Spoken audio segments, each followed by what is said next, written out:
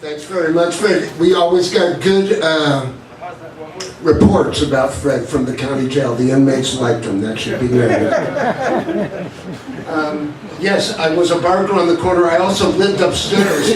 The history of what's happened in this very building that we're in, entire movements in literature and art started upstairs. Jack Kerouac fell out of one of the windows there. Lenny Bruce used to live here in between his comedy work on the street here.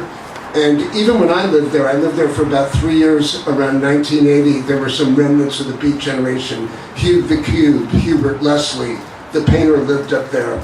And I worked on the corner at the Condor. Moving and grooving, slipping inside and helping and grabbing, bumping and grinding, hog style, dog style, and out, down, about, up and down, and all around tonight. The biggest, the best, the one that made Broadway famous, right here, right now, the freaks, the geeks, the human oddities, the strange, the odd, the unusual people, they're alive. Right here, right now, it's showtime!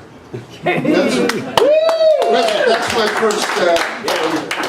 Anyway, here's another one. I have a little light prison poetry for you this afternoon. It is a pleasure and an honor to be among so many talented people at the Beat Museum 10th Anniversary Poetry Festival. Thank you for inviting me. Silent. On the big yard, art is everywhere, etched into the skins of former foster care kids turned convict. One man walks the yard alone. He wears a shirt that he cannot take off. The ink of 1,000 ballpoint pens pushed under his skin by the tips of old guitar strings and sewing needles in group home midnights or D-block lockdowns. Across his shoulders, the letters SoCal, and below this, a pictorial history of Los Angeles. The Pachuco riots, the movie industry, surf culture. Underneath the left arm, a lifelike rendering of Adolf Hitler, and underneath the right arm, a shamrock with the letter 666 in the center. 4 teardrops from his left eye, a Sistine Chapel of convict art, and down the back of 2 gigantic biceps are the words, gay pride. He's called silent because he speaks to no one and no one speaks to him. No one even speaks of him, except for the old man who once said in Shoutline, there go old Silent, he don't talk to nobody.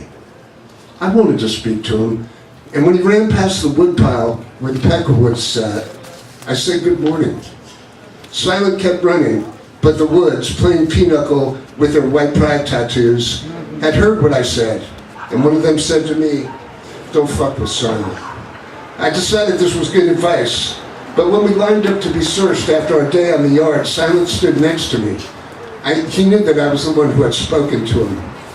You could see it on his arms, how lonely he was. I spoke to him again. You've got some amazing tattoos, man. The room had been a maelstrom of convict clatter and clanging doors. Now it was quiet, as Silent regarded me with a blank stare. Too late now, I looked back at him.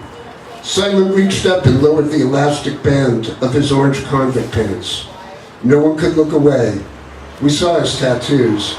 Black flames down the shaft of an erect penis and a small happy face at the very tip. The guard turned. He addressed Silent by his real name. Miller, what the fuck is you doing, man? Get your hands up against that wall. Silent covered himself slowly. He put his hands on the wall. They shook him down for weapons and other contraband. Then we moved back into the cell blocks. When they called for yard the next day at 11 a.m., I stayed in my cell.